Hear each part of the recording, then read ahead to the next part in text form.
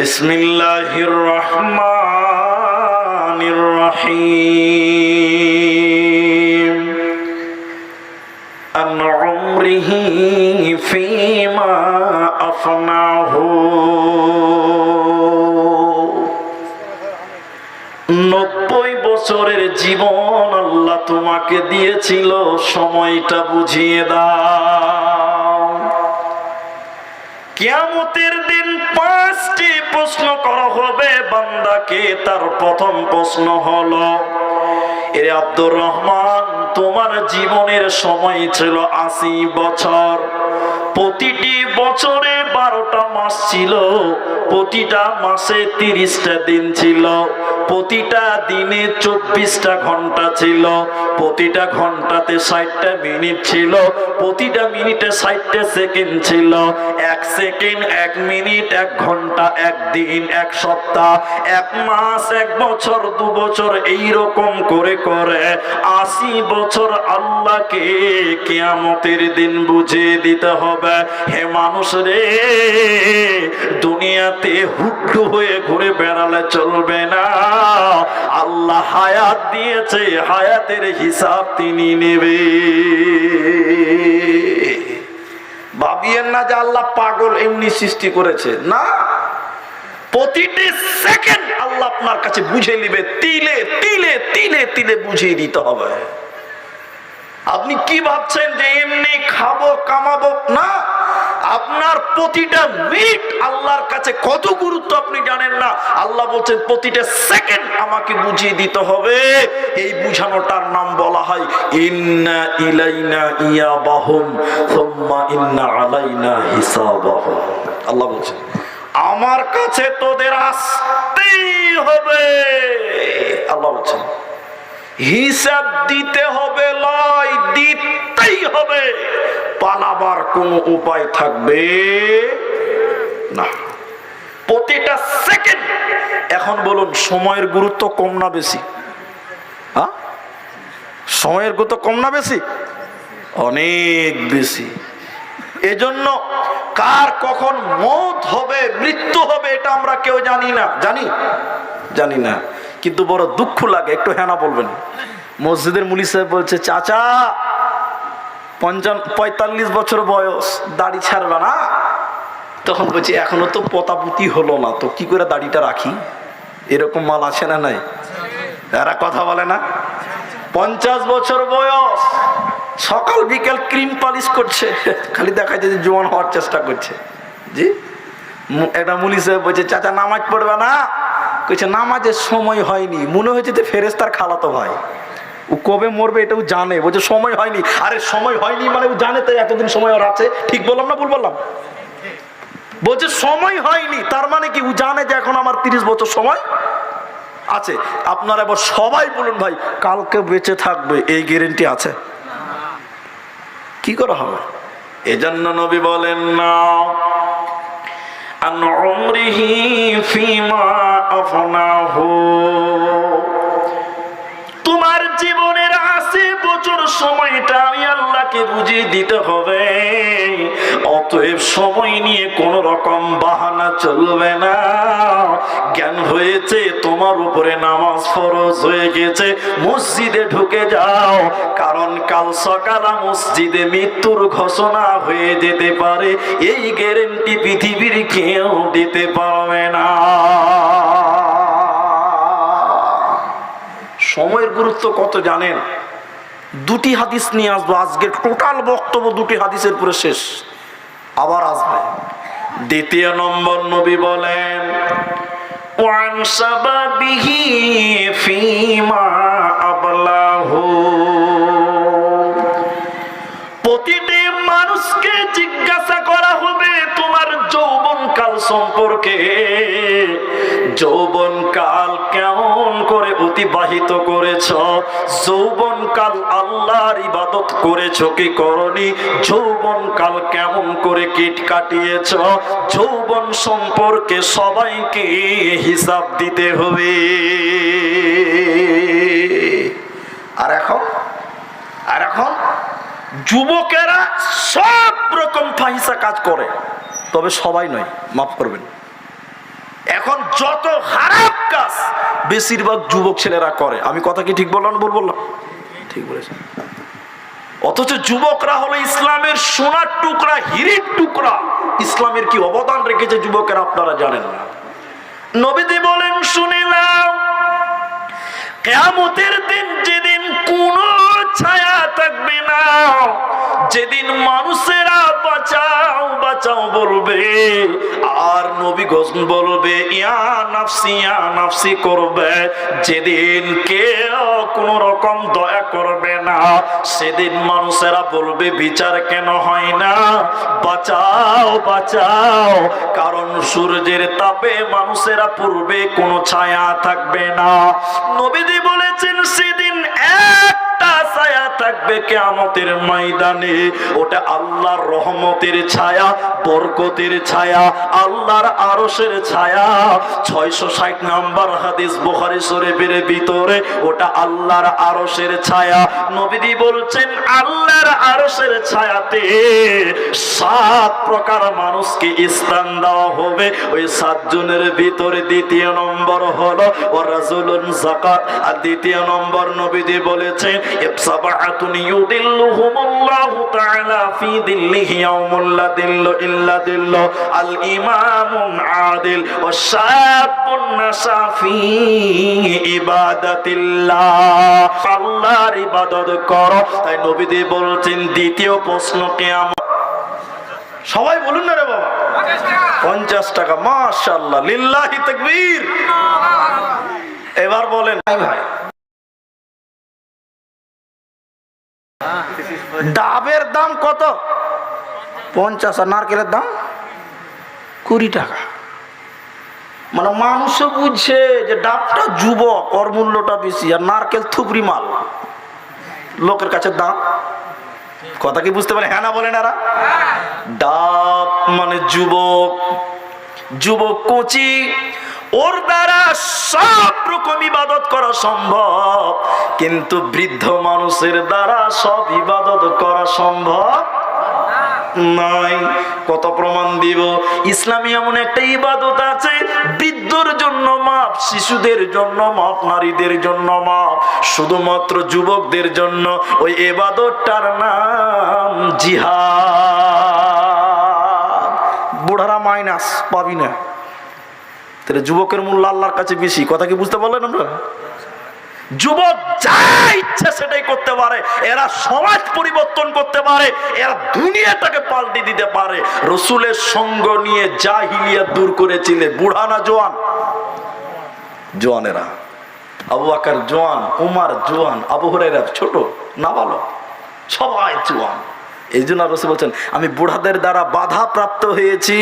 রসুল বলেছেন, এজন্য যুবক তুমি আল্লাহর ইবাদত করো। তোমার এই যৌবন কালটা আল্লাহকে বুঝাতে হবে।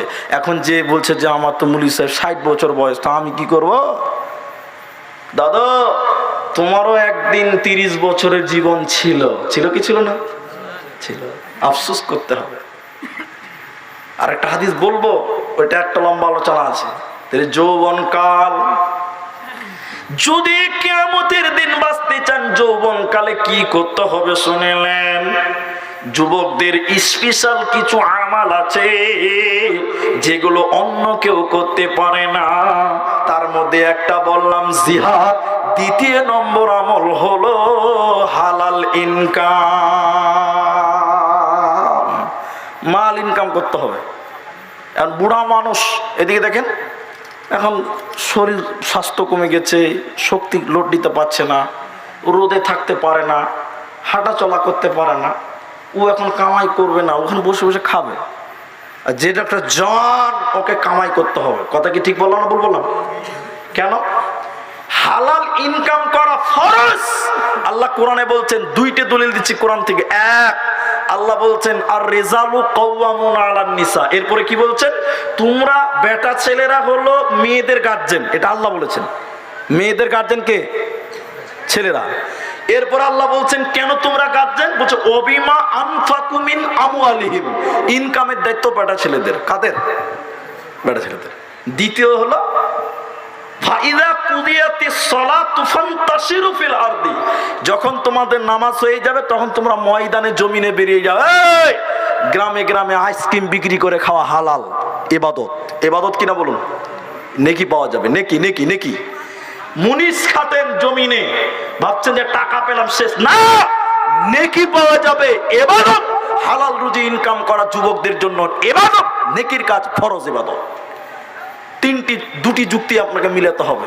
একটা লোক 70 বছর বয়স, এদিকে দেখেন, এই আপনাদের এই মসজিদটাতে, জুমা মসজিদটাতে, এদিকে জুমা মসজিদটাতে জোহরের নামাজ পড়তেছে, ভাত খেয়েছে, বুড়া মানুষ তো ভাত খেয়েছে, জোহরের নামাজ পড়ে বলছে আর বাড়ি যাব না, একবারে আসরের নামাজ পড়েই যাব। তো জোহরের নামাজ পড়ার পর ওই বুড়া লোক 70 বছর বয়স মসজিদের এক কোণে বলছে সুবহানাল্লাহ সুবহানাল্লাহ সুবহানাল্লাহ সুবহানাল্লাহ সুবহানাল্লাহ। বুড়া মানুষ বলছে এই করে আসর পড়ে যাবো। আমার মতন একজন 30 বছরের যুবক বলছে হবে, বুড়া তো নেকি লুটে নিলে ভাই, তা আমি কেন বাড়ি যাব, আমি কেন বাড়ি যাব? ওরা বাড়ি যেসে তো আবার জালসা করতে করতে যেছে, হ্যাঁ ফ্রিতে জালসা হয়েছে নাকি, হ্যাঁ হ্যাঁ। তো এবার আমার মতন একটা যুবক ছেলে বলছে যে বুড়া তো নেকি একলাই নিয়ে নিলে, তা আমি কেন বাড়ি যাব, আমিও জোহর থেকে আসর দিয়ে সুবহানাল্লাহ কাটিয়ে দেবো। এবার আমার মতন একটা যুবক ছেলে মসজিদের এক কানাতে একদম জামা গুটিয়ে বুঝে বুড়া তোর 12 বাজিয়ে দেবো। দেখে এবার 2 হাতে তসবিহ গুনছে সুবহানাল্লাহ সুবহানাল্লাহ সুবহানাল্লাহ, একদম আসর করে দিয়ে নামাজ পড়ে চলে গেল। এবার আপনাদেরকে জিজ্ঞাসা করছি, একটু মুখ খুলে বলেন, এই বুড়া মানুষ সুবহানাল্লাহ সুবহানাল্লাহ আলহামদুলিল্লাহ তসবিহ গুনছে, জিকির আজকাল করছে, এটা ঠিক হচ্ছে না ভুল হচ্ছে? ঠিকই আছে। আর আমার মতন একটা জোয়ান লোক ও সুবহানাল্লাহ সুবহানাল্লাহ করছে, এর জন্য এটা ঠিক আছে? ঠিক নাই। ঠিক বলেছে। কেন? এটা নফল, সুবহানাল্লাহ আলহামদুলিল্লাহ এগুলো কি নফল, কিন্তু কামাই করা, ইনকাম করা, মুনিশ খাটা, আইসক্রিম বিক্রি করা, ব্যবসা করা, হালাল রুজি উন্নয়ন করা ফরজ। অতএব আগে নফল নয়, আগে হলো ফরজ। যুবক নামাজ হয়ে গেছে, তুমি মসজিদে বসে থাকতে পাবে না। আল্লাহ কোরআনে বলেছেন সূরা জুমাতে, ফাইযা কুদিয়াতিস সালাতু ফান্তাশিরু ফিল আরদি, যখন তোমাদের নামাজ হয়ে যাবে, তুফান্তাশিরু ফিল আরদি, তখন তোমরা জমিনে বেরিয়ে যাও, ওয়াবতাগু মিন ফাদলিল্লাহ, আল্লাহর ফজল তোমরা তালাশ করো, হালাল রুজি তোমরা তালাশ করো। তাহলে যুবকদের জন্য ইনকাম করা ফরজ। মাপ চেয়ে লিছি, আগে মাফ করবেন আমাকে। কাটিহার বলরামপুরে জালসা, এই দিনাজপুরের পাঞ্জরে, উত্তর দিনাজপুরে একদম ওই বোতলবাড়ি এলাকাতে আমার এখনো জালসা আছে, অক্টোবর মাসে 26 তারিখে জালসা ডেট দিয়েছে আমার ওখানে। তো আমি বলছি মুলি সাহেব, এটা আপনি যেদিকে নেবেন নেন গা, আমাদের মুলবিদের হক কথা যেটা বলছে মুলি সাহেব, অনেক মুলবি বলছে বিড়ি বানা যাবে না, তা আপনার মত বলেন। উনি ভাবছে যে আব্দুর রহমান যদি একবার ভুল করে বলে দেয় যাবে, বাস হয়ে গেছে তাহলে দলিল। তখন আমি বলছি যে আমিও বলছি যাবে না। তখন আমি বললাম আমিও বলছি যাবে না। তখন বলছে যে মুলি সাহেব, বউ বেটি যদি বিড়ি না বানবো তো খাবো কি? তখন আমি আর উত্তর খুঁজে পাইনি ভাই, তখন আমার মাথা কাজ করেনি। আমি বলছি কাল থেকে তোর বহুর ছায়া ব্লাউজ গুলা তুই পরে বাড়িতে বসে থাক, তাহলে হয়ে যাবে। বলছে বহুর ইনকাম না করলে খাবো কি? তা তুই বেটা ছেলে কি করতে হয়েছিলে? আল্লাহ তোকে যুবক, তোকে পুরুষ, তোকে শক্তি দিয়েছে বাইরে কামাই করা। আমি বলিনি মেয়েদের ইনকাম হারাম, হারাম, মেয়েদের ইনকাম হালাল করতে পারে, হালাল ইনকাম করুক, কিন্তু পুরুষদের জন্য দায়িত্ব হলো ইনকাম করা আর মেয়েদের পেছনে টাকাগুলো খরচ করা। আর একটা হাদিস, লম্বা হাদিস, ওদিকে যাবো না, মুআযের ওসিয়তের ভিতরে এটা আছে। তাহলে দুটি হলো। 3 নাম্বার নবীজি বলছেন কিয়ামতের দিন জিজ্ঞাসা করা হবে, হে পৃথিবীর লোক, মাহশারের লোক, তুমি যে মাল উপার্জন করেছিলা ওইটা কেমন করে ইনকাম করেছিলা তুমি বলো। তোমার জীবনে ছিল 5 কোটি টাকা, তোমার 70 বছরের জিন্দেগিতে কামাই করেছো 5 কোটি টাকা, 50 লক্ষ টাকা।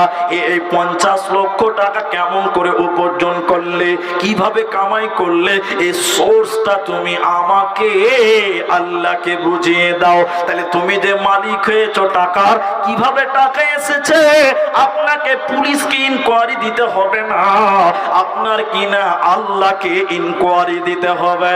এই দুনিয়াতে আপনি ব্লক করে নিলেন, চুরি চামারি করে টাকা বান্ডিলে বান্ডিলে জমা করলেন, কোটি কোটি টাকার মালিক হলেন, সরকারকে ট্যাক্স দিলেন না, কোন রকম দিলেন না, কিন্তু আল্লাহ বলবে বান্দা তোর জীবনের জিরো থেকে একদম 90 বছর পর্যন্ত টোটাল জীবনে তুমি ইনকাম করেছিলা কত? বলে কত আল্লাহ? বলে আমি দেখতে পাচ্ছি। আল্লাহ বলবে 2 কোটি টাকা তুমি কামাই করেছ। এরে আব্দুর রহমান 2 কোটি টাকা কেমন করে কামাই করেছো বলে আল্লাহকে খবর দিতে হবে, টাকার হিসাব দিতে হবে। শুধু তাই নয়, এটা 3 নম্বর। পরেরটা বলে দিতে আর একটু গন্ডগোল লেগে যাবে। নবী বলছে উম্মত রে, যে পথে কামাই করেছ এটা তো দিতে হবেই হবেই হবে। কিভাবে খরচ করেছ খরচের হিসাবটাও দিতে হবে।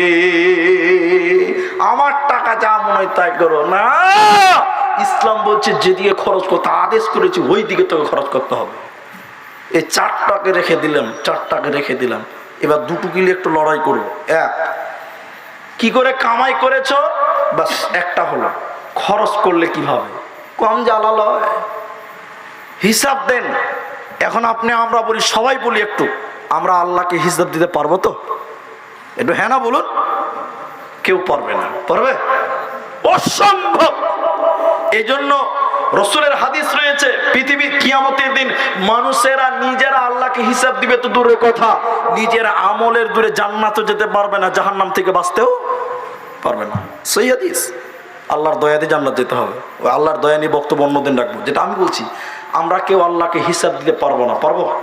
এই জন্য দোয়া বলছি, একটু আমিন বলবেন। আল্লাহুম্মা হাসিবুনি হিসাবাই, আল্লাহ তুমি আমাদের হিসাবগুলোকে সহজ করে দিও, বলি আল্লাহুম্মা আমিন। কেন পারবো না? আব্দুর রহমান ভাই কেন পারবো না? বলে একদিনের হিসাবটা আমাকে দেন দেখিনি। এদিকে দেখেন ভাই, নড়বেন না, একদম না, পাখির মতন বসেন। একদিনের হিসাব দেন, একদিনের টাকার হিসাব দেন। পারবেন না? পারবেন?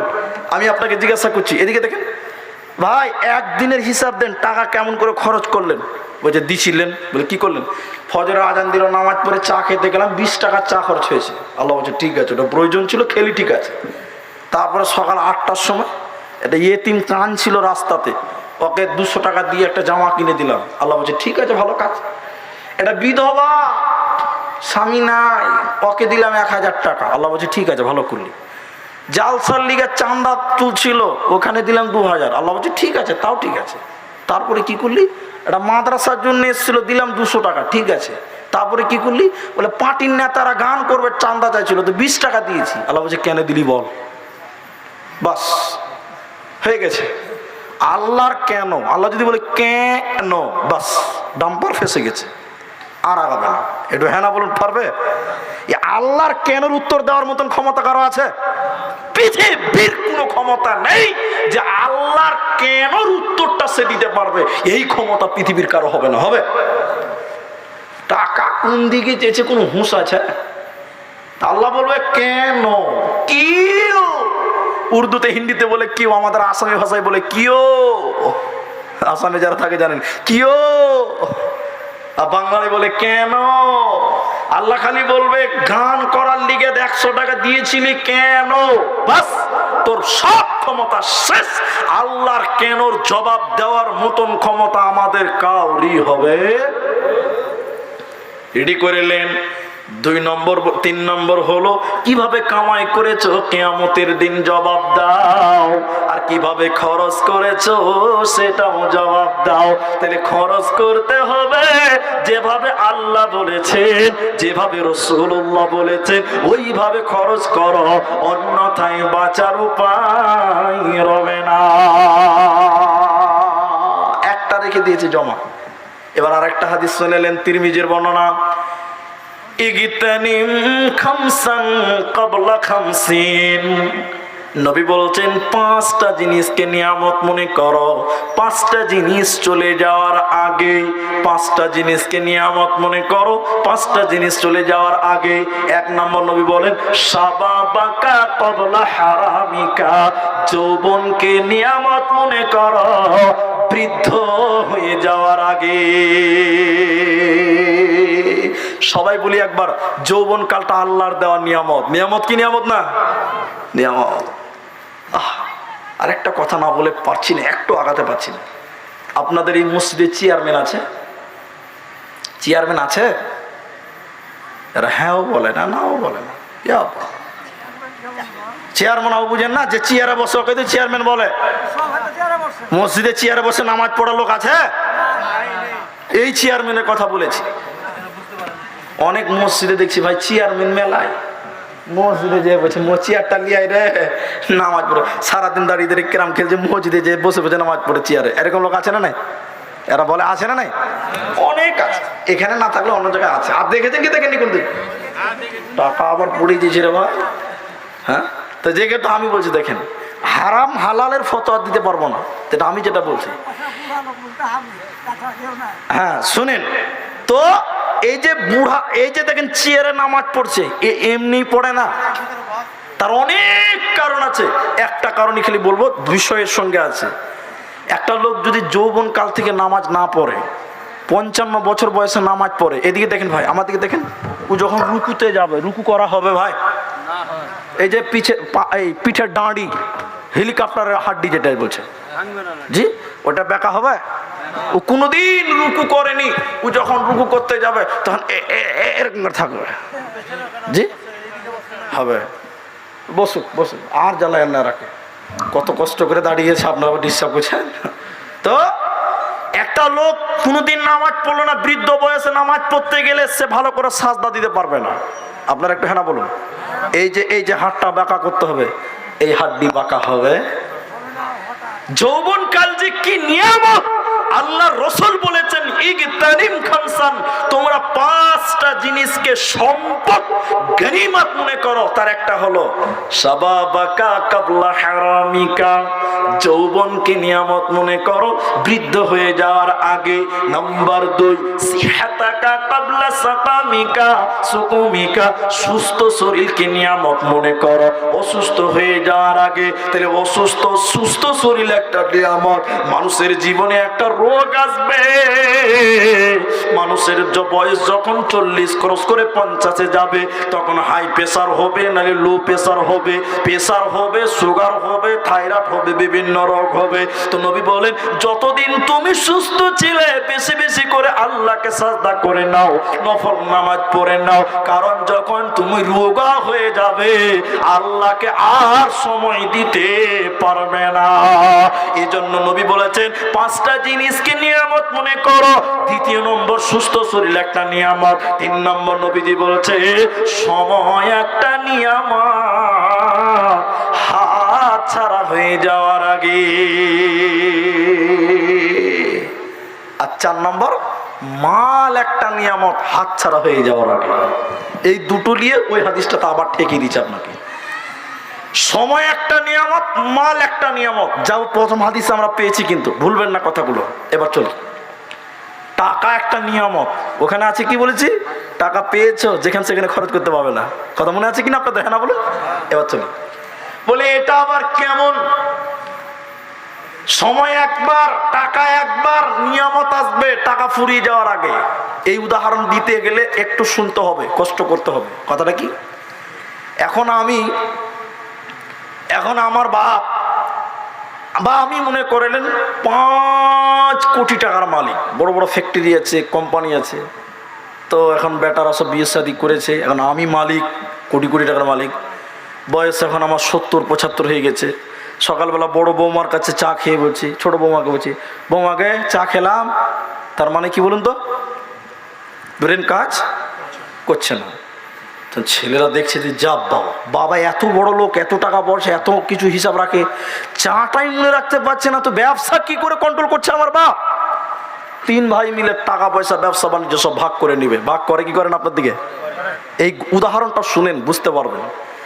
ছেলেরা বাপের 5 কোটি টাকা ভাগ করে নিল 3 বেটাতে।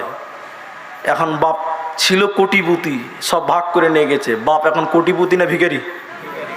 হ্যাঁ, নবী বলছেন মাল একটা নিয়ামত, হাতছাড়া হয়ে যাওয়ার আগে আজকে টাকা আছে কালকে নাও থাকতে পারে, পারে কি পারে না? এ দেখেন বাপ এখন ফকির হয়ে গেছে। এমন সময় আপনার কিনা মিরপুর মসজিদে জালসা, মাওলানা হবিবুর রহমান এসে বায়ান করছে, মান বানা লিল্লাহি মসজিদান বানাল্লাহু লাহু বাইতান ফিল জান্নাহ, যে মসজিদ বানিয়ে দেয় আল্লাহ তাকে জান্নাত বানিয়ে দেয়। তখন আমার মতন বুড়া বলছে সুবহানাল্লাহ, কোটি টাকার মালিক ছিলাম, একটা মসজিদ বানিয়ে দিলে তো জান্নাত কনফার্ম। কিন্তু টাকা আছে, এরা কথা টাকা আছে। তখন মনে মনে করছে ছেলেরা আমার 5 কোটি টাকা নিয়েছে, 3টা বেটা আছে, তাহলে 50,000 করে চাইলেই তো 1.5 লাখ টাকা হয়ে যাবে, তাও 60 ঢালাই করা হয়ে যাবে, হবে কি হবে না? ঠিক আছে তাই করবো। বাপ বলছে তোরা নিয়েছিস এবার 5 কোটি টাকা, আমাকে তোরা 3 বেটা মিলে দিয়ে 1.5 লাখ টাকা। এই নিয়তে বাড়িতে যে মনে মনে চিন্তা করছে দিবে কি দিবে না, নাও দিতে পারে, ছেলেরা তো ভালো, ছেলে তো ভালো লাগে, দিবে কি দিবে না। এমন সময় যখন বড় বেটা স্করপিও নিয়ে বাড়িতে ঢুকছে, বড় বেটা দুপুরবেলাতে, জমিরুল কি হলো আব্বা? বলেন বড় লোকটা ভিখারি? বলুন ওর ব্যবহারে কি মনে হয়েছে, বড় লোকটা ভিখারি?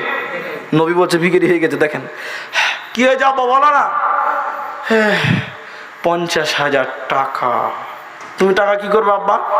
তুমি কি লাগবে বলো, আমরা এনে দেবো। মসজিদে 60 ঢালাই মূলবে, মৌলবীদের কথাই তো বুড়া বাপকে টেনে নিয়ে ঘরে ভরে দিয়েছে। যদি বলে দে আমি দিব তো বেটাটাকে তো দিতে হবে। বলেন পাইলো 50,000 টাকা? হ্যাঁ না বলুন। নবী বলছে মাল একটা নিয়ামত, হাতছাড়া হয়ে যাওয়ার আগে আজকে আছে কালকে ফকির হতে পারো। বাস এক বেটা। তখন মনে মনে বলছে যাক মেজো বেটাকে বলবো 10,000 টাকা, কত কমলো খালি দেখেন। এবার 1.5 লাখ থেকে কোথায় এলো? 10,000-এ। ঠিক আছে। সন্ধ্যাবেলা মেজো বেটা বাড়িতে ঢুকছে, ওর নাম হচ্ছে হুমায়ুন। হুমায়ুন সন্ধ্যাবেলা বাড়িতে ঢুকছে, খুব গরম মিজাজ। গাড়ি নিয়ে যখন ঢুকছে, হুমায়ুন রে কি হলো? তখন বাপ শুকনো, কিছু হয়নি, জিজ্ঞাসা করছি ব্যবসা ট্যাবসা কেমন চলছে। আমি কথাটা বাস্তব বলছি না ভুল বললাম? এগুলো বাস্তব। এবার 3 নম্বর এটা গেল, আর বলতেই পারলো না সাহস করে। তখন মনে মনে বলছে ছোট বেটাকে বলবো 2,000 টাকা। দেখেন কত ভিখারি হয়েছে। এবার এই লোকটা কত টাকার মালিক ছিল বলেছি? 5 কোটি টাকার মালিক। ছোট বেটাকে 2,000 টাকা চাইবে। ছোটবেলা সন্ধ্যাবেলা এসছে, আব্দুল্লাহ রে কি আব্বা? কি বলছো আব্বা বলো? 2,000 টাকা কি করবো বলো, কি লাগবে বলো এনে দেবো। মসজিদে দিতাম। ও এক ঝাঁকি মেরে দিয়েছে, বাস কেউ দিল না। সময় শেষ, পরিবর্তন হয়ে গেছে। নবী বলছে 5টা জিনিস নিয়ামত। একটা হলো মাল একটা নিয়ামত, যেদিন তোমার কাছে ছিল তুমি ঠিক জায়গাতে লাগিয়ে দিতে হতো। মাল হাত ছাড়া হয়ে গেলে ফকিরে বেনে যাবে। এখন আমি যে কথাটা আপনাদের বলতে চাই যে 1 মিনিটে বুঝতে পারবেন। আমার কাছে 3টা গাড়ি ছিল, এখন ছেলেরা গাড়ি নিয়ে নিয়েছে, গাড়িতে বসেছি, গাড়ি চললো আপনার কিনা লালগোলা থেকে উমরপুর ঢুকলো। এবার উমরপুরে আমি সেকেন্ড সিটে নয়, আমি পেছনের সিটে বসে আছি। এবার আমি বলছি বেটা চল বহরমপুর যাব। ছেলে বলছে আব্বা মালদা যাব। বাপের কথা এখন চলবে? বাপ বলছে বহরমপুর যাব, ছেলে বলছে মালদা যাব, বাপের কথা চলছে না। যেদিন তুমি ড্রাইভারের সিটে বসেছিলে বন্ধুরে, সেদিন তোমাকে 2 বার বহরমপুর যাওয়া উচিত ছিল। মালের একটা হ্যান্ডেল আছে বন্ধুরে। আজকে তুমি কোটি টাকার মালিক আছো, তোমার ইচ্ছা গেলে মসজিদ বানাতে পারো, মসজিদে 10,000 দিতে পারো, মাদ্রাসায় 10,000 দিতে পারো। যেদিন এই টাকা ছেলেদের হাতে চলে যাবে, সেদিন মন চাইলেও আর দান করতে পারবে না। ঠিক বললাম কিনা বল? এই জন্য নবী বলেছেন 5টা জিজ্ঞাসা করা হবে রে। মাল কিভাবে ইনকাম করেছো সেটাই জিজ্ঞাসা করা হবে। আর 4র্থ নম্বর বলা হবে কিভাবে খরচ করেছো বলে দাও। তাহলে খরচটা কিভাবে করতে হবে? আল্লাহর রাস্তায় আল্লাহ বলছেন ওয়া আতাল মালা আলা হুব্বিহি যাবিল কুরবা ওয়াল ইয়াতামা ওয়াল মাসাকিন ওয়া আবনাস সাবিল। আল্লাহ বলে দিয়েছে কোন রাস্তায় ব্যয় করতে হবে। এজন্য নবী বলেছেন উম্মত রে, মাল একটা নিয়ামত ফুরিয়ে হাতছাড়া হয়ে যাওয়ার আগে। এই জন্য কবি বলেছেন সকাল বেলায় আমির রে ভাই ফকির সন্ধ্যাবেলা। নদীর কুল ভাঙে অকুল গড়ে, এই তো নদীর খেলা।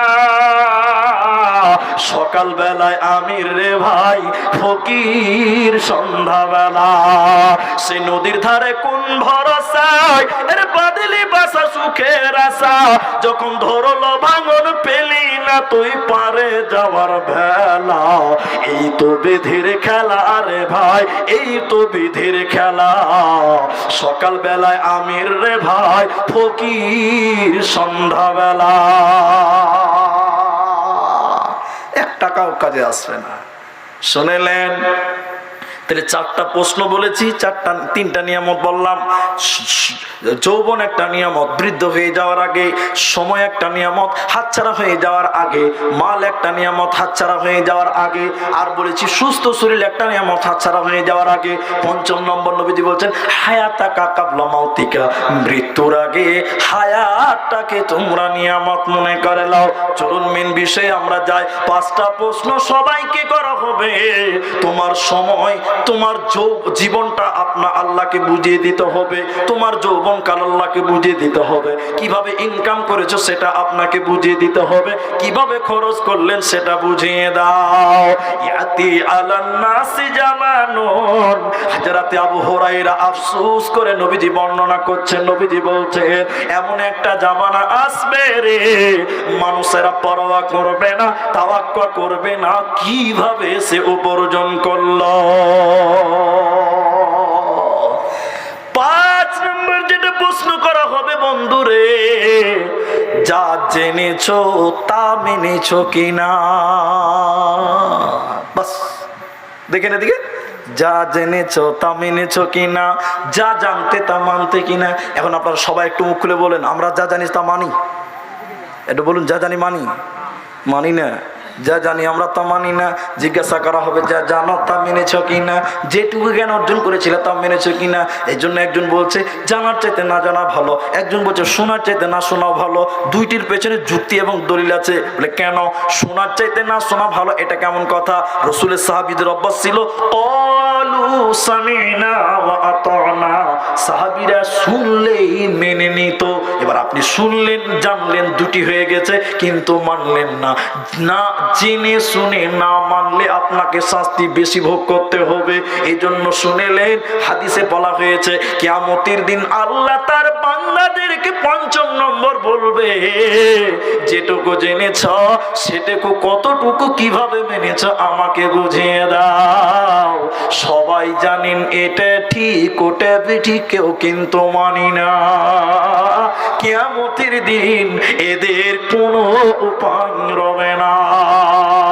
কি শাস্তি হবে শুনে নাও তখন, যখন 5টা প্রশ্নের উত্তর দিতে পারবেন না। কি শাস্তি হবে চলুন আমরা বিষয়টার দিকে আপনাদের একটু করে আর একটু আগাই। আল্লাহ তাবারাক ওয়া তাআলা সেদিন প্রতিটি মানুষকে, আমার দিকে তাকান মায়েরা, পর্দাতে ছেলেরা আমার দিকে তাকান, প্রতিটি মানুষকে তার হাত এরকম পেছনে করে বাঁধবে। সে যত বড়ই ক্ষমতাশীল হোক, অমিত শাহ হোক চাই নরেন্দ্র মোদী হোক, যত বড়ই ক্ষমতাশীল হোক না কেন, সেদিন তার পেছন দিকে এরকম করে হাত করে বাঁধা থাকবে। এরপরে আল্লাহ তাবারাক ওয়া তাআলা যারা এই 5টা প্রশ্নের উত্তর দিতে পারবে না ওদেরকে তার করে আল্লাহ বলবেন জাহান্নামকে। জাহান্নামে ৭০,০০০ লাগাম আছে, যেটাকে ধরা হয় তাকে লাগাম বলে। প্রতিটি লাগামে ৭০,০০০ করে ফেরেশতা আছে। আল্লাহ এবার বলবে ও ফেরেশতার দল, জাহান্নামকে তোমরা কিয়ামতের ময়দানে হাজির করো। সেদিন কুখ্যাত বেঈমানেরা ওদের হাত পেছনে বাঁধা আছে, ফেরেশতারা জাহান্নামকে টেনে টেনে টেনে টেনে কিয়ামতের ময়দানে হাজির করবে। জাহান্নাম এত রেগে গেছে, জাহান্নাম এত রাগান্বিত হয়েছে, মেঘের যেমন গর্জন মারে, বিজলি যেমন চমকায়, মেঘ যেমন গর্জন মারে, ওই রকম করে জাহান্নাম চিৎকার করবে, গর্জন মারবে। জাহান্নাম কিয়ামতের ময়দানে হাজির করবে। অত্যাচারীদেরকে পেছনে বেঁধে রেখে দিয়েছে। এবার আল্লাহ তাবারাক ওয়া তাআলা ওই বেঈমানগুলোকে বলবে, অত্যাচারীগুলোকে বলবে, মুজরিমদেরকে বলবে, তোরা দেখ জাহান্নাম দাউ দাউ করে জ্বলছে, মেঘের গর্জন মারছে।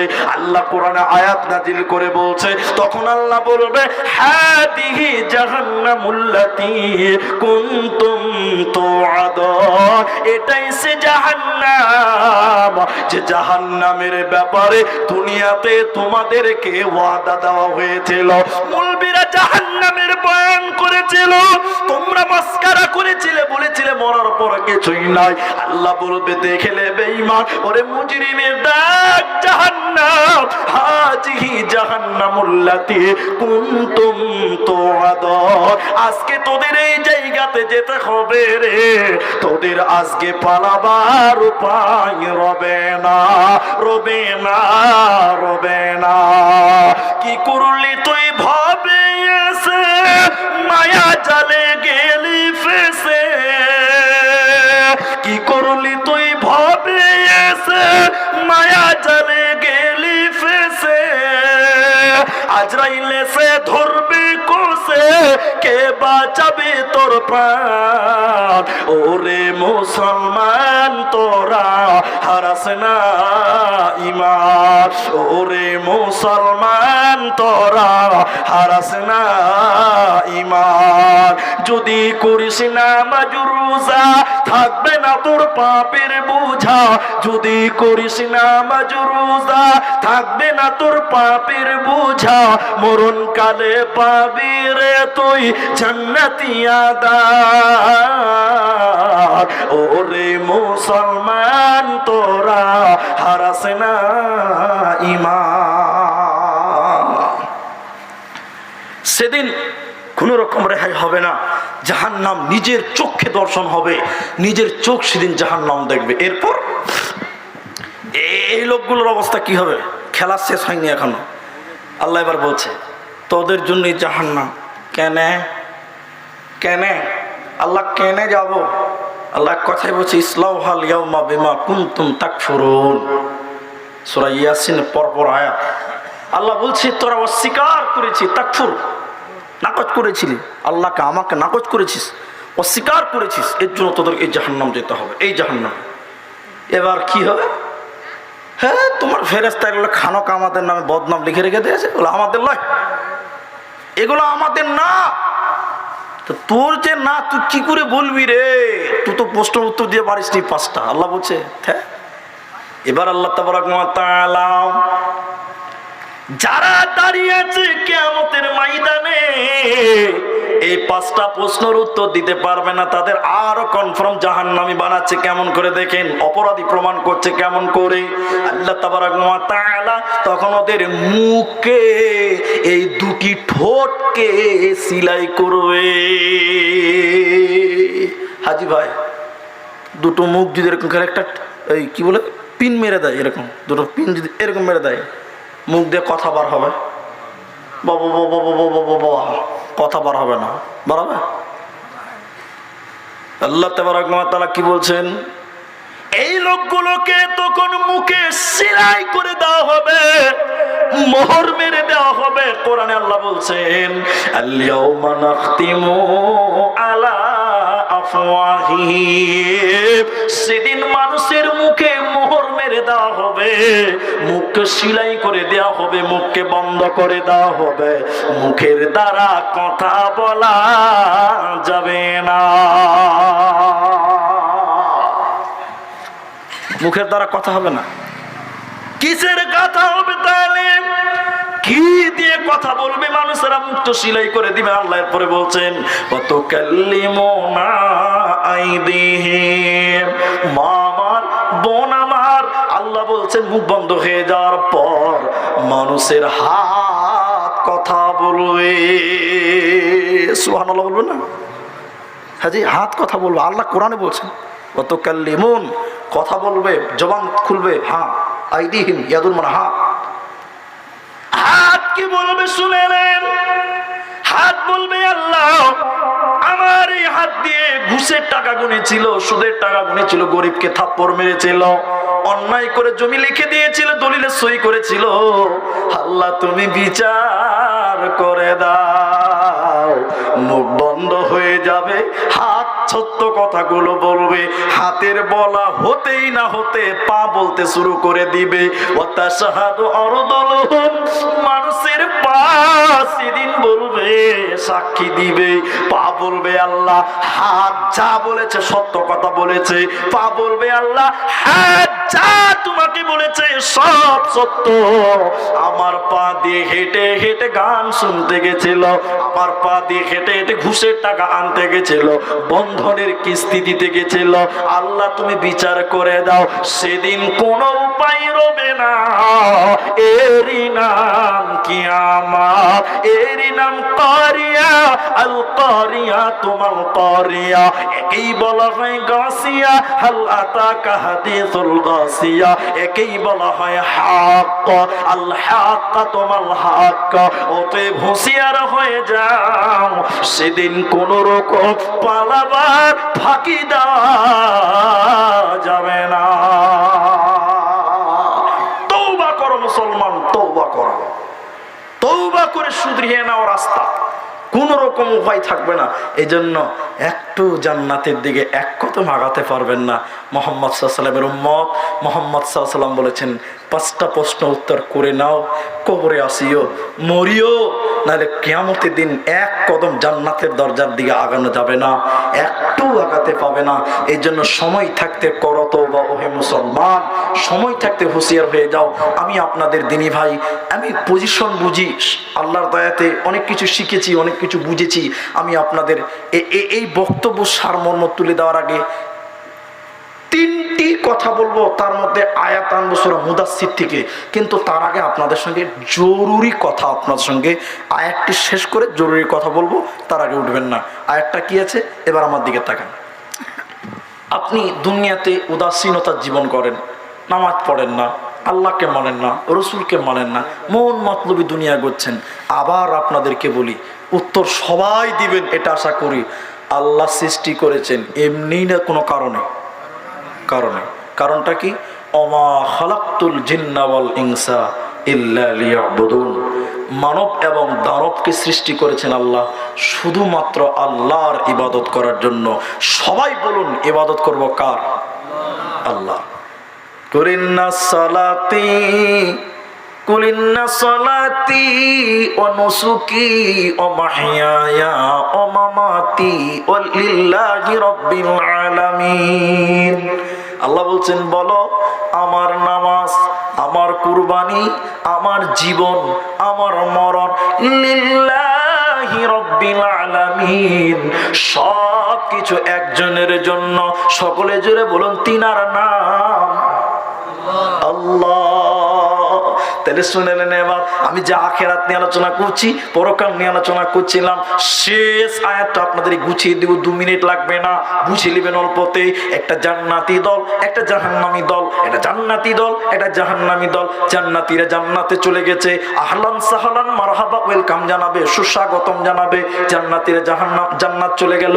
এবার রইল জাহান্নামীরা। এবার কিছু কিছু জাহান্নামীরা তারা জাহান্নাম চলে গেল, যার যেমন আমল সে যেমন শাস্তি পাবে, জাহান্নাম চলে গেল। এবার আল্লাহ তাবারাক ওয়া তাআলা জান্নাতীরা ওই রকম মিনি পর্দা যেতান আছে, এই রকম জাহান্নাম দেখতে পাবে আল্লাহর জান্নাতীরা। জান্নাতীরা অবাক হয়ে গিয়ে তখন বলতে থাকবে, ও জাহান্নামের গেটম্যান। জাহান্নামের গেটে দাঁড়িয়ে আছে ফেরেশতা গেটম্যান, তার নাম মালিক। এবার আমরা জান্নাতীরা বলবো, ও জাহান্নামের দারোয়ান, ওটা আমাদের ভাই, এটা আমাদের বোন, ওটা আমার ভাগনা, ওটা আমার ভাতিজা। কেন কেন কেন কেন তারা জাহান্নাম গেল? এবার জাহান্নামের গেটম্যান, তার নাম মালিক। মালিক বলবে, জান্নাতীর দল, আমাকে কেন জিজ্ঞাসা করে ডিস্টার্ব করছো? তোমরা সরাসরি জাহান্নামী ভাই বোনদের জিজ্ঞাসা করো কেন তারা জাহান্নাম গেল, তারা তোমাদের উত্তর দেবে। কোরআনে আল্লাহ আয়াত নিয়ে এসেছে, দেখেন।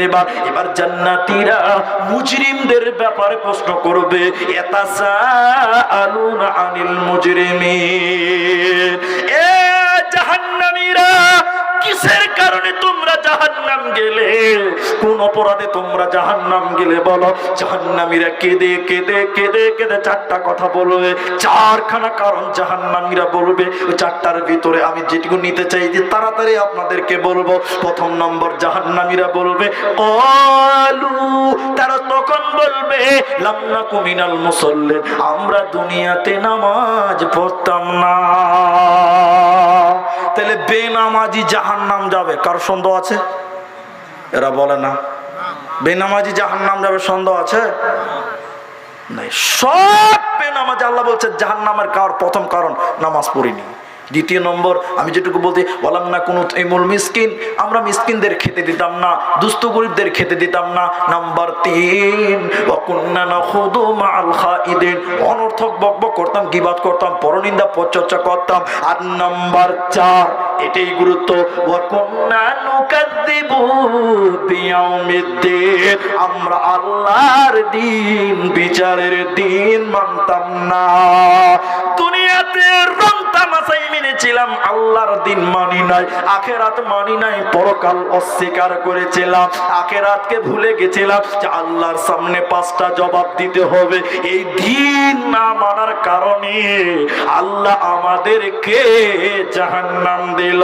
এই দিনগুলো না মানার কারণে, পরকাল না মানার কারণে আমাদের জাহান্নাম দিল। অতএব জাহান্নামীরা এই 4টা বলবে।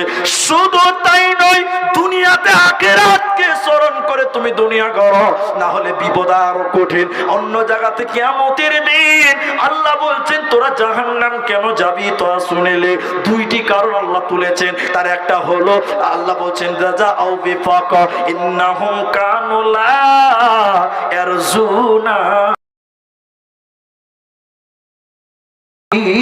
মানিনা। আল্লাহকে জবাব দিতে হবে, হিসাব দিতে হবে। এই হুশ আমাদের দুনিয়াতে ছিল না। মুলবিরা বলেছিল এই নামাজ পর মরতে হবে, মরে কি হবে, মরার পর কিছু নাই, আমরা হাই হাই করে কাটিয়ে দিয়েছিলাম। সবচেয়ে গুরুত্বপূর্ণ কথা, আমি মুলবি আব্দুর রহমান, আপনারা জালসা শোনেন, আমি জালসা করি, এই জন্য আপনাদেরকে বলি। এখন ঘড়িতে বাজে 12:54, 2-4টা লোক, 11:54, 2-4টা লোক উঠে গেছে।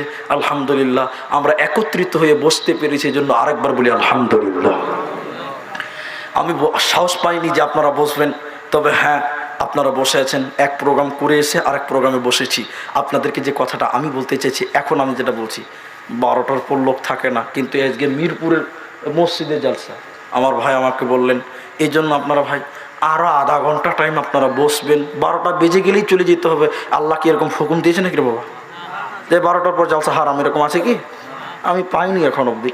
তাড়াতাড়ি ঘুমানো ভালো, এটা আমরাও জানি, তো এত রাত অবধি জালসা ভালো লাগে, এটা আমরাও জানি, কিন্তু 12টাতেই পালাতে হবে এরকম হিসাব শরীয়তে আছে ভাই? নেই। অতএব আপনাদের কাছে আরও আধা ঘন্টা টাইম আমি চাই। ছোট যারা আমার স্নেহ করে বলছি, ছোট ভাই বসো, আধা ঘন্টা টাইম কিছুই হবে না ইনশাল্লাহ। যারা বড় আছেন, দাদা বলছি, ভাই বলছি, বাবা বলছি, আল্লাহর রাস্তায় আমরা সবাই আধা ঘন্টা টাইম বসবো। সবাই একবার জোরে প্রাণ খুলে বলি ইনশাআল্লাহ। আলহামদুলিল্লাহ। আমার মা বোনেরা কতটুকু আছে ওটা আমি জানি না, তবে মনে হয় কিছু আছে। যাই হোক, আমার মা খালাদেরকে অনুরোধ করব, এই মুর্শিদাবাদ একটা মানে বক্তাদের, আমরা বক্তারা মাঝে মাঝে এক জায়গায় হই, তো বক্তারা বলা বলি করি আমরা, ওই লোকটা 2000 টাকা দেয়, অন্য কোনো জেলাতে নেই। আমি কারো দুর্নাম করলাম না, যেটা সত্য সেটা বললাম। মুর্শিদাবাদে অনেক মাদ্রাসা, মমতা ব্যানার্জি 10,000 টাকা করে মাসে দেয়, মসজিদে দেয় না, সব সরকার, আপনি আর আমি, ঠিক কিনা বলেন? তাহলে এগুলো কার টাকা? সব আপনার টাকা, আমার টাকা, আমাদের টাকাতে চলে। তো তাহলে এগুলো সরকার, আপনি এবং আমি। এই জন্য ভাই বলছি, দাদা বলছি, আমি এই মসজিদটার জন্য কিছু চাইবো। আপনি যদি না দেন তা আমি কি গলা টিপে মারবো বলতে পারবো? ক্ষমতা নেই। সম্মান করে বলবো, আদর করে বলবো, মন চাইলে দেবেন, না চাইলে না দেবেন, কিন্তু আধা ঘন্টা টাইম বসবেন। আমরা আরেকবার বলি ইনশাআল্লাহ। পানি দাও, শুনেন হাদিস শুনেন, এবার আপনারা উঠিয়েন না, আর কেউ উঠিয়েন না, এত তুমি উঠিয়ে গেছে। আল্লাহু আকবার। পেশাব করতে যেসে মনে হয় গো,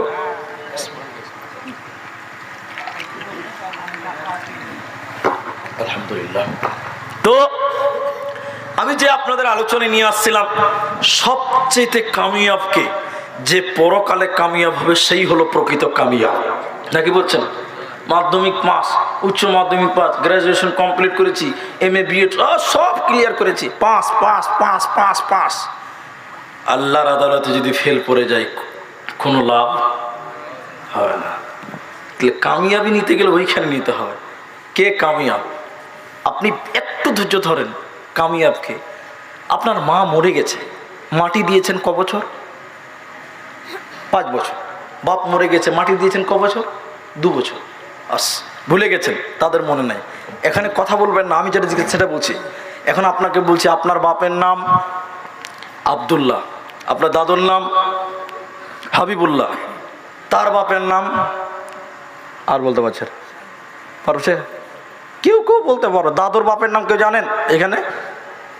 কে জানেন দাদুর বাপের নাম? তুই জানিস দাদুর বাপের নাম? জানিস? কে জানে? জানি না, অধিকাংশই ভুলে গেছি। তাহলে আপনি যে বাড়িটা বাস করছেন, আপনি মরে গেলে ওই বাড়িতে এমন কেউ বাস করবে যে আপনাকে চিনবে না, আপনার নামও জানবে না। কথা ঠিক বললাম না ভুল বললাম? আমি যে বাড়িটা বানিয়েছি, আপনি যে বাড়িটা দুতলা বানিয়েছেন, একদিন এই বাড়িতে এমন কেউ থাকবে যে আপনার নাম পর্যন্ত বলতে পারবে না। কি করেছেন? 3 তালা বাড়ি, মরে গেলে কিচ্ছু নয়, ওই বাসতলাতে থাকতে হবে। এটা আমি গল্পই বলছি, এটা গল্পই সত্য গল্প। ছেলেরা চাকরি করে বড় বড় বাড়ি হয়েছে, স্ত্রী মারা গেছে, স্বামীর বাপটা বেঁচে আছে। একদিন হঠাৎ করে রাতে বাপ মরে পড়ে আছে, সারা রাত কেউ জানেই না। বড় মানুষ, সকাল 8টা বেজে গেছে, বাবা উঠে না, বৌমা গেছে যে কি ব্যাপার, আব্বা উঠে না, শ্বশুর উঠে না, দেখছে বুড়া মরে। মাটি দিবি, গোরস্থান নাই, সমাজের গোরস্থান কবরস্থান নাই, মাটি কোথায় দিবে? সর্দার মোড়ল এসে জিজ্ঞাসা করছে, মাটি কোথায় দিবে? তোমার বাপ কোটিপতি ব্যবসায়িক মানুষ ছিল, বেটারা চাকরি করে, বড় লোক মানুষ, তোমার বাপকে কোথায় মাটি দিবে বলো? কোন জায়গা দিবে বলো? বড় ছেলে তখন মাথা নিচু করে বলছে যে আমাদের ঘরের পেছনে আমার ছেলেটা সকাল করে পেশাব করে, ওই জায়গাটা এমনি পড়ে আছে, ওই জায়গাটাতে বাপের কবর দিয়ে দাও। এরকম আছে না নাই বলো? পেটা পেশাব করে ওই জায়গাটা বাপের। কি করেছেন দুনিয়াতে বলুন তো ভাই? কি করলেন নিজের? মরে গেলে সব তিলে তিলে ভাগ করে নেবে ভাই। মরে গেলে আপনাকে কেউ মনেই রাখবে না। রাখবে? পৃথিবী কারোর জন্য কখনো থেমে থাকেনি, থেমে থাকবেও না। আপনার স্ত্রী 3 মাস 3 বছর কাঁদবে, তারপরে ভালো সঙ্গী পেলে ম্যাডাম আরেকজনকে গলা ধরতে পারে কি পারে না বলেন? ছেলেরা 2 দিন কাঁদবে, 2 মাস কাঁদবে, তারপরে পরের বছর ঈদের দিন দেখবেন শ্বশুরকে নিয়ে সামাই লাচ্ছি খাবে। বাপটা মরে গেছে, বাপের কবরের কথা মনে পড়ে না। আপনাকে দান করতে বলে দান করেন না, জমা করছেন ছেলে মেয়েদের জন্য, কি লাভ হবে? আমি বলিনি জন্ম করা হারাম, জমা করতে হবে। জন্ম যেহেতু দিয়েছেন, ব্যবস্থা করেই যেতে হবে, আপনাকে দিতে হবে, ছেলে মেয়ের কিছু করতে হবে। আমি বলিনি সব ছেলে মেয়েদের জন্য করেন, কিছু কিছু নিজের জন্য করতে হবে, ঠিক না বলেন? আজকের এই জালসাটাতে নিজের জন্য বাড়ি করেছেন, 3 তলা, ছেলে থাকবে, 3 বিঘা জমি ছেলে মেয়েরা ভাগ করবে, 3টা পুকুর ছেলে মেয়েরা নিবে, মরার পর কিচ্ছু আপনার যাবে না। রসুল বলছেন 3টা তোমার নিজের সঙ্গে যায়, 3টা তোমার নিজের ফান্ডে থাকে। তার একটা হলো তুমি যেটা দান করলে এটাই তোমার ফান্ডে থাকে। আজকের বৈঠকে কেউ উঠবেন না, উঠবেন না, উঠবেন না, উঠবেন না। একটা লোক বলুন, মৌলভী সাহেব সব ধোঁকা, কিচ্ছু আপন নয়, নিজের কিছুই করতে পারিনি, সারা জীবন পরের জন্যই খাটলাম, যারা কোনো কাজে আসবে না, নিজের জন্য 5,000 টাকা মসজিদে দিলাম, এটাই আপনার, বাকি কিছু আপনার নয়। একটা লোক বলতে পারবেন যে মৌলানা 5,000 টাকা এই মসজিদটা তো আমি দান করব। আমি আপনাকে শেষের বেলায় 2টি হাদিস শুনিয়ে আপনার জন্য একটা দোয়া করে দিয়ে যাব। একটা লোক হাত তুলে বলুন, মৌলানা সাহেব নিজের জন্য 5,000 টাকা মসজিদের ফান্ডে আমি দান করলাম। বিশ্বাস করুন এই দান কাল কিয়ামতের দিন নাজাতের ওসিলা হয়ে আপনার সপক্ষে দাঁড়াবে। বাকি যেগুলো বাড়ি গাড়ি করেছেন ছেলে মেয়েরা যদি ওগুলোতে হারাম ভাবে ব্যবহার করে আপনার পাপ হবে। অতএব শুনলেন, নিজের জন্য একটা লোকের কাছে চাইছি 5,000 টাকা, এরকম একটা লোক বলুন রাত 12টা বাজে একটু দোয়া করব। আমি বক্তব্য শেষ করিনি, 2টো হাদিস আপনাদের সামনে স্পেশাল ভাবে রেখে দিয়েছি, যে 2টি হাদিস আপনার সামনে তুলে ধরবো। একটা লোক 5,000 টাকা দিতে পারবেন না ভাই? এই ময়দানে নাই যে মৌলভী সাহেব আমি এখন দিতে পারলাম না, টাকা তো নিয়ে আসিনি বা দান করি ফেলে দিয়েছি, আমি 5,000 টাকা দিয়ে দিব 1 সপ্তাহ 1 মাসের ভিতরে। এরকম একজন বলুন, একটা লোক বলুন মসজিদের জন্য 5,000 টাকা, বাস। তাহলেই বুঝে নিব যে আখেরাতের কথা আপনার কিছু হলো স্মরণ হয়েছে, যে মরতে হবে, মরার পর আমাকে উঠতে হবে। তা আল্লাহকে আমি কি বলবো, আমার টাকা পয়সা কিভাবে খরচ করেছি? আমি আল্লাহকে বলতে পারবো, আল্লাহ আমার টাকা তোমার মসজিদে 5,000 টাকা দিয়েছি। এই হিসাবটা আল্লাহকে দিতে পারবেন। এই জন্য আমি একটা লোক 5,000 টাকা চাইছিলাম। যাই হোক, কেউ সাড়া পেলাম না। একটা আপনি দিবেন? আলহামদুলিল্লাহ, জাযাকুমুল্লাহ, হাইয়াকাল্লাহ। তো একটু মুসাফা করেন, উঠেন, বেজ্জত করার কিছু নেই। 5,000 টাকা অনেক টাকা, আলহামদুলিল্লাহ, শুক্রিয়া, জাযাকুমুল্লাহ। নামটা কি বলবো? ইয়ামিন, ইয়ামিন শেখ, জাযাকুমুল্লাহ। একটু লিখে দিতে হবে, ঠিক আছে? ইয়ামিন শেখ তিনি 5,000 টাকা দিবে। আমরা একটু দোয়া করি, আমিন বলবেন। আল্লাহ তুমি এই দানের বদৌলতে তাকে যাজায় উত্তম বিনিময় দিও। আমরা বলি আল্লাহুম্মা আমিন। যারা কবরে চলে গেছে, আল্লাহ গো তাদের কবরের শাস্তি তুমি মার্জনা করো আপনজনদের, বলি আল্লাহুম্মা আমিন। আল্লাহ তার রুজি রোজগারে তুমি কামায়ে বরকত দান করিও। আমরা সবাই আরেকবার বলি আল্লাহুম্মা আমিন।